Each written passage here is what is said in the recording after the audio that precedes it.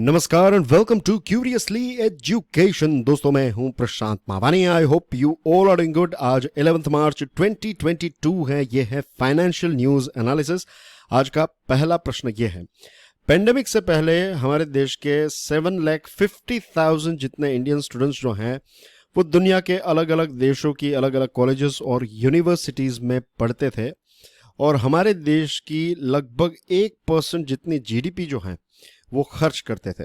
यानी कि अपनी जो फीस और सारी चीज़ें और ट्रैवलिंग और ये सारी चीज़ों का अगर आप एक्सपेंस मिलाए तो हमारे देश की जीडीपी का 1% जितना जो है वो हमारे स्टूडेंट्स फॉरेन इकोनॉमीज में खर्च करते हैं। तो ये आंकड़ा क्या है बताइए। 4 ऑप्शंस है आपकी स्क्रीन पर और इसका राइट आंसर है $24 billion. Can you imagine, $24 billion हर साल हमारे देश के स्टूडेंट्स जो हैं वो फॉरेन यूनिवर्सिटीज में या फिर फॉरेन पढ़ाई करने के लिए जाते हैं। तो इतना पैसा जो है वो हमारा देश खर्च करता है।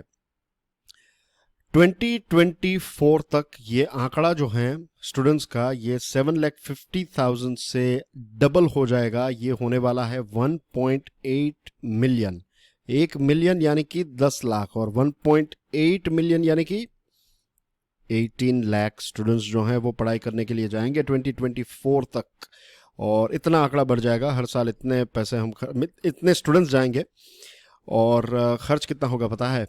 मान लीजिए ये 24 हैं और इकोनॉमी, इन्फ्लेशन, सारी चीज़ों को अगर कैलकुलेट करें तो आंकड़ा आता है वूफिंग $80 बिलियन। हर साल $80 बिलियन जो है वो हमारे स्टूडेंट्स फॉरेन यूनिवर्सिटीज में खर्च करेंगे टिल बाय 2024। राइट, 2024 से ये आंकड़ा डबल हो गया और ये आंकड़ा जो है वो नियरली 3 टाइम्स से भी ज्यादा हो जाएगा। Moving on to next question, कौन सा कॉन्टिनेंट दुनिया का सेकंड लार्जेस्ट नेचुरल गैस का मार्केट है? फर्स्ट नहीं, सेकंड लार्जेस्ट गैस का मार्केट कौन सा है? दोस्तों, अगर कुछ दिनों पहले मैंने एक वीडियो बनाया था, अगर आपने वो देखा होगा, मैंने यूएसए और रशिया जो हैं उसके ऊपर एक वीडियो बनाया था और मैंने स्पेसिफिकली ऑयल भी लिखा था उसमें, राइट, ऑयल मार्केट। तो ये वाला वीडियो जिन स्टूडेंट्स ने देखा है उनके लिए ये आंसर देना बहुत ही इजी होगा, क्योंकि ये फैक्ट जो है, मैंने कहा था कि Europe is the second largest market for natural gas. और यही एक वजह है, अगर आप उस वीडियो को देखेंगे, मैं ज़्यादा डिटेल्स यहाँ पर नहीं दूंगा बिकॉज हम फाइनेंशियल एनालिसिस कर रहे हैं, लेकिन अगर आप उस वीडियो को देखेंगे तो आपको पता चल जाएगा कि ये जो अभी इश्यू चल रहा है रशिया और यूक्रेन के बीच में, और उसमें यूएसए और नेटो कंट्रीज भी इन्वॉल्व हो चुके हैं। खास करके यूएसए और रशिया के बीच में जो इश्यू हैं यूक्रेन को लेकर और यूरोप को लेकर, वो इसीलिए है क्योंकि दोनों देश जो हैं वो यूरोप में ज़्यादा से ज़्यादा गैस और ऑयल बेचना चाहते हैं। और यूरोप में सबसे ज़्यादा गैस और ऑयल इंपोर्ट करने वाला देश कौन सा है? तो इसका नाम है Germany. Right, Germany is one of the world's largest importers of oil and gas.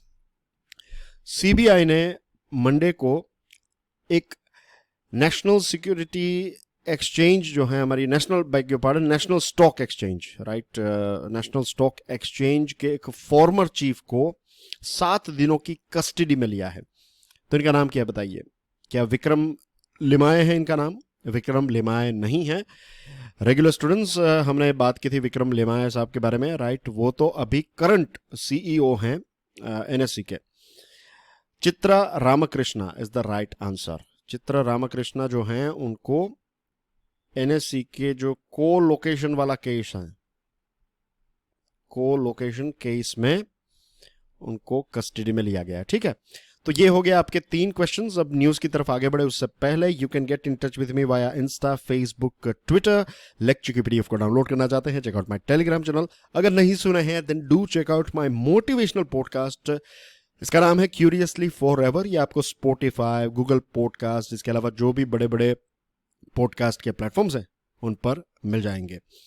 मेरी 2 चैनल्स हैं, एक है क्यूरियसली एजुकेशन, एक है क्यूरियसली फॉरएवर। इन दोनों को सब्सक्राइब करना ना भूले। आज के इस वीडियो को प्लीज शेयर जरूर कीजिएगा, राइट। नालंदा का मतलब होता है ना आलमदा, यानी कि no stopping of the gift of knowledge. और वीडियो पसंद आए तो हिट द लाइक बटन। अपना रिव्यू और आंसर जो है, मैं क्वेश्चन भी पूछूंगा आपको, तो इसका आंसर आपको कमेंट सेक्शन में देना है, ठीक है। अब बात करते हैं 5G ऑक्शन के बारे में। हमारे टेलीकॉम मिनिस्टर अश्विनी वैष्णव साहब ने यह कहा है कि गवर्नमेंट पूरी कोशिश कर रही है कि राइट टाइम पर जो 5G स्पेक्ट्रम है इसका ऑक्शन किया जाए। सरकार का टारगेट है कि मई या फिर जून 2022 में 5G का ऑक्शन जो है, 5G स्पेक्ट्रम का ऑक्शन जो है वो किया जाएगा।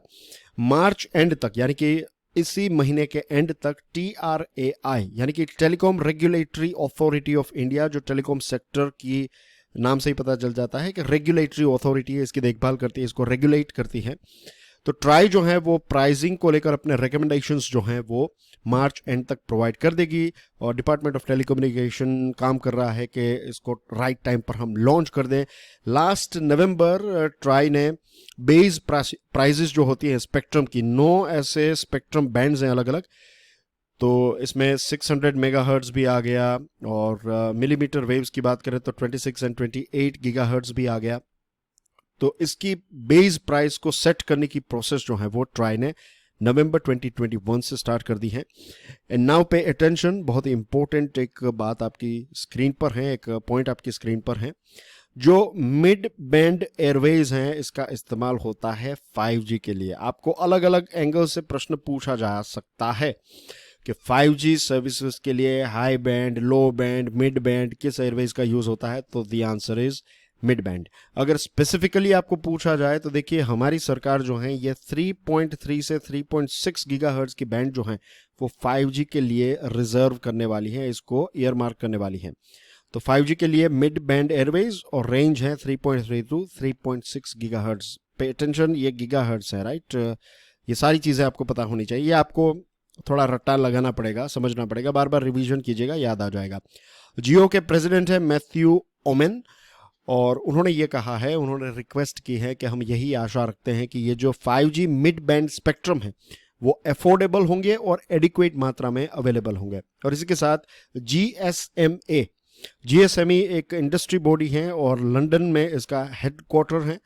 तो मैट्स ग्रेनियार्ड जो है, मैट्स ग्रेनिड जो है डायरेक्टर जनरल है GSMA के, और उन्होंने ये कहा है कि 5G स्पेक्ट्रम की जो प्राइजेस हैं वो कंजर्वेटिवली तैयार की जाए, यानी कि बहुत ज़्यादा प्राइस नहीं होनी चाहिए इसकी।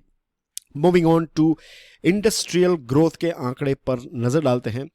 फैक्ट्री का जो प्रोडक्शन है वो 1.3% से एक्सपांड हुआ है इस जनवरी में, और सबसे अच्छा परफॉर्मेंस माइनिंग का रहा, मैन्युफैक्चरिंग सेक्टर का रहा, लेकिन कैपिटल गुड सेगमेंट जो है ये कॉन्ट्रैक्शन में रहा।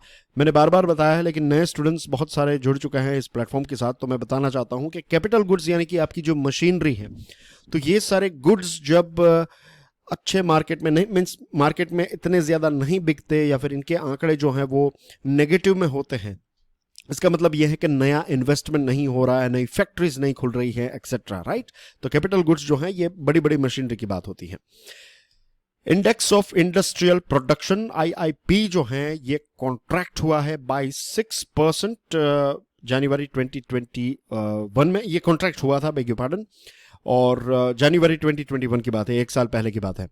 और दिसंबर 2021 में, यानी कि आज से 3 महीने पहले की बात करें तो ये ग्रोथ में था, ये 0.7%। ब्लू का मतलब होता है ग्रोथ, रेड का मतलब होता है कॉन्ट्रैक्शन। ये डेटा किसने रिलीज किया है? Ministry of statistics and programme implementation ने। और माइनिंग सेक्टर जो है ये ग्रोथ में है, 2.8% से इसका एक्सपांशन हुआ है। और लास्ट ईयर जो है, एक साल पहले 2021 में, जनवरी 2021 में ये -2.4 था, इस साल ये +2.8 है। मैन्युफैक्चरिंग सेक्टर जो है ये जनवरी 2022 में एक्सपांड हुआ है, ये भी ब्लू में है, यानी कि पॉजिटिव में है, 1.1%। इतना इंप्रेसिव आंकड़ा नहीं है, बट इट इज़ 1.1। और सेम मंथ लास्ट ईयर जनवरी 2021 में ये माइनस में था, 0.9% माइनस में था ये। पावर सेक्टर जो है वो उसकी स्पीड कम हुई है, ग्रोथ में ही है, प्लस में ही है, ये प्लस या फिर 0.9% में है। जनवरी 2021 में ये 5.5% था, तो डीसिलरेट हुआ है, एक्सेलरेट नहीं हुआ, थोड़ी स्पीड इसकी कम हुई है। अप्रैल जनवरी पीरियड की बात करें, ये फाइनेंशियल ईयर जो है अप्रैल से स्टार्ट होता है और मार्च में ख़त्म होता है, तो अप्रैल से जनवरी में आईआईपी जो है इसका ग्रोथ रहा है right 13.7%। Same period last year ये -12% पे था। और कैपिटल गुड्स के बारे में मैंने आपको बताया कि ये कॉन्ट्रैक्ट हुआ है। कंज्यूमर ड्यूरेबल्स जो हैं, जो दिखाते हैं कि मार्केट में डिमांड कितनी है, तो ये भी नेगेटिव जोन में चल रहा है। और प्राइमरी गुड्स की बात करें डियर फ्रेंड्स, तो प्राइमरी गुड्स जो हैं वो इस इंडेक्स का 34% कवर करते हैं और ये 1.6% से एक्सपांड हुआ है लास्ट ईयर जो है सेम मंथ। ये सॉरी यहाँ पर 2022 आएगा। लास्ट ईयर सेम मंथ ये 0.7% था, तो इससे थोड़ा इंक्रीज हुआ है। और इंटरमीडिएट गुड्स, आपके जो कुछ इंटरमीडिएट गुड्स यानी कि raw material etcetera, infrastructure, construction के गुड्स, कंज्यूमर नॉन ड्यूरेबल्स जो हैं ये भी पॉजिटिव में रहे हैं। और ओवरऑल आईआईपी जो है वो मार्च 2021 से पॉजिटिव टेरिटरी में ही रहा है। Moving on to next topic, Chinese economy के बारे में बात करेंगे। चाइनीज प्रीमियर हैं ली किकियांग, उन्होंने फ्राइडे को ये कहा है कि चाइना की इकोनॉमी जो है, चाइना ने ये तय किया है कि उनकी इकोनॉमी जो है वो 6% से ग्रो होने वाली थी। अब उन्होंने कहा कि टारगेट 5.5% रखेंगे। तो वहाँ पर काफ़ी बातचीत हुई है कि भाई चाइना का ग्रोथ जो है वो थोड़ा स्लो डाउन हुआ है। लेकिन चाइनीज़ प्रीमियर ली किकियांग ने यह कहा कि अभी चाइना की सरकार का फोकस जो है वो एम्प्लॉयमेंट के ऊपर होगा। और उनका कहना यह है कि ग्रोथ जो है वो सही है, इतना कोई ख़राब नहीं है। 5.5 इज़ नॉट दैट बैड, ये कम है लेकिन इतना भी ख़राब नहीं है। चाइना की इकोनॉमी की साइज़ के बारे में उन्होंने बात की, मैं आंकड़े आपको दिखाऊंगा। और एनुअल पार्लियामेंट सेशन के बाद उन्होंने ये कहा कि अब फोकस जो है वो मैक्सिमम एम्प्लॉयमेंट जनरेशन पर किया जाएगा। इस साल 16 मिलियन जितने जॉब सीकर्स जो हैं वो मार्केट में आएंगे और इसमें 10.7 मिलियन जो हैं वो ग्रेजुएट्स होंगे। तो उनके लिए जॉब्स जनरेट करना चाइनीज़ गवर्नमेंट के लिए बहुत ही इंपॉर्टेंट है। चाइना में लगभग 200 मिलियन जितने लोग जो हैं वो पार्ट टाइम या फिर फ्लेक्सिबल जॉब्स करते हैं, जैसे कि डिलीवरी वर्कर का काम करना या फिर दूसरी जो पार्ट टाइम जॉब्स होती है वो। बाय द वे, ये जो ली किकियांग साहब हैं वो इसी साल रिटायर होने वाले हैं। चाइना में ऐसा है कि 10 सालों के बाद कोई भी लीडर जो है उसको रिटायर होना पड़ता है। लेकिन ये केस जो वहाँ के माओ ज़ेडुंग जो उनके प्रेसिडेंट हैं शी जिनपिंग, उनके ऊपर ये चीज़ लागू नहीं होगी क्योंकि उन्होंने कुछ रूल्स चेंज किए, कॉन्स्टिट्यूशन चेंज किया। नहीं, उन सारे डिटेल्स में नहीं जा रहे हैं। ली किकियांग साहब ने ये कहा कि 5.5% अचीव करना, that is like medium economy range achieve करना। उन्होंने कहा कि चाइना की इकोनॉमी की साइज है $17.4 ट्रिलियन। तो इतनी बड़ी इकोनॉमी के लिए 5.5 is not bad, it is a good speed. It's like एक बहुत बड़ी जो एक शिप है, एक बहुत बड़ा जहाज जो है वो अगर 5.5 से ग्रो हो रहा है तो वो कोई गलत बात नहीं है। उनका कहना है कि ये रीजनेबली अच्छी स्पीड है क्योंकि हमारी साइज भी इतनी बड़ी है। लेकिन वो कुछ भी कहे, प्रेशर तो है राइट। ग्रोथ जो है वो थोड़ा स्लो हुआ है। अब लगता है कि चाइना जो है वो कुछ फाइनेंशियल सपोर्ट देकर सरकार ग्रोथ को पिकअप देने की कोशिश करेगी। आईएमएफ की बात करें तो आईएमएफ ने भारत के बारे में ये कहा है कि भारत जो है अपने फाइनेंसेस को मैनेज करने में काफ़ी अच्छा देश है, लेकिन ग्लोबल एनर्जी की प्राइस काफ़ी ज़्यादा बढ़ रही है और इसकी इम्पैक्ट, एक नेगेटिव इम्पैक्ट भारत की इकोनॉमी पर हो सकती है। ऐसा आईएमएफ के मैनेजिंग डायरेक्टर क्रिस्टालिना जियोर्जीवा ने कहा है। गीता गोपीनाथ जो डेप्यूटी मैनेजिंग डायरेक्टर हैं आईएमएफ के, उन्होंने कहा कि ये पूरी दुनिया की इकोनॉमीज़ के लिए एक बहुत बड़ा चैलेंज है। ये जो वॉर है, जो रशिया और यूक्रेन के बीच में चल रहा है, तो इसकी वजह से पूरी दुनिया की इकोनॉमी के ऊपर एक इम्पैक्ट हमें देखने को मिली है। एज वी ऑल नो कि भारत जो है वो 85% जितना अपना फ्यूल इंपोर्ट करता है। तो जब हम फ्यूल इंपोर्ट करते हैं तो हम डॉलर में पैसे पे करते हैं और डॉलर भी, रुपये की वैल्यू कम हो रही है, डॉलर की वैल्यू ज़्यादा हो रही है। ऊपर से जो पर बैरल प्राइस है वो भी 139 के आसपास चल रही थी, काफ़ी एक्सपेंसिव है पर बैरल प्राइस। तो हमें बहुत ज़्यादा पैसे जो हैं वो एनर्जी परचेज करने पड़ते हैं और एनर्जी की प्राइस बढ़ती है तो इन्फ्लेशन बढ़ता है और इन्फ्लेशन बढ़ता है तो परचेजिंग पावर यानी कि आपकी बेसिकली जेब में पैसे कम रहेंगे क्योंकि सारी चीज़ों की प्राइस जो है वो इंक्रीज होगी। एक व्यक्ति जिसको फिक्स सैलरी आ रही है, उसकी सैलरी में तो all of the sudden change नहीं आएगा। अगर उसकी सैलरी लेट्स से 20,000 रुपीज़ है तो वो 20,000 ही रहेगी। उसका खर्च 10,000 था, लेकिन प्राइस राइज और इन सारी चीज़ों की वजह से लेट्स से उसका खर्च जो है वो 15,000 हो जाएगा। तो पहले वो 10,000 रुपये बचा लेता था, अब वो सिर्फ 5,000 रुपये ही बचा पाएगा, इज़न्ट इट। और आईएमएफ ने ये एडवाइस दी है भारत सरकार को कि हमें सबसे वल्नरेबल हमारे लोग जो हैं, यानी कि सबसे गरीब लोग, जिनकी जो प्राइस राइज की इम्पैक्ट खास करके फूड पर हमें देखने को मिलेगी, तो गरीब लोगों को कुछ सपोर्ट और प्रोटेक्शन प्रोवाइड करने की आवश्यकता है भारत को, ऐसा उन्होंने अपनी एडवाइस में भारत को कहा है। And that's everything in today's discussion dear friends. एक एमसीक्यू क्वेश्चन है आपके लिए। ब्लैक सी जो है, इसमें एंट्री और एग्जिट करने के लिए एक देश जो है उसकी सहमति बहुत ही इंपॉर्टेंट है। ये देश जो है वो ब्लैक सी का एक प्रकार का गेट जो है वो कंट्रोल करता है। तो ये कौन सा देश है बताइए। 4 ऑप्शंस आपकी स्क्रीन पर हैं। एक और इम्पोर्टेंट चीज़ दोस्तों, कल जो है वो मैं कोशिश करूंगा फाइनेंशियल न्यूज़ एनालिसिस जो है वो शायद, I am not sure yet, मैं कोशिश तो पूरी करूंगा, लेकिन शायद फाइनेंशियल न्यूज़ एनालिसिस जो है वो कल यानी कि सैटरडे को मैं डिलीवर ना कर पाऊँ। तो I will try my level best. जो भी हैं I will update you via Telegram channel, ठीक है। तो अगर आपने टेलीग्राम चैनल ज्वाइन नहीं की तो इसको ज्वाइन कर लीजिएगा। बस एक दिन की ही बात है कल की। Things will be back to normal from Monday. And don't forget to check out my motivational podcast, that is Curiously Forever. Do subscribe to both my channels. Share the lecture with other students. Hit the like button. और जो प्रश्न पूछा है उसका जवाब भी आप comment section में दीजिएगा, और इस सीरीज के बारे में अपना रिव्यू भी कमेंट सेक्शन में ज़रूर दीजिएगा। Enjoy your studies. I would like to wish all of you sweet dreams. Good night. Stay curious. जय हिंद।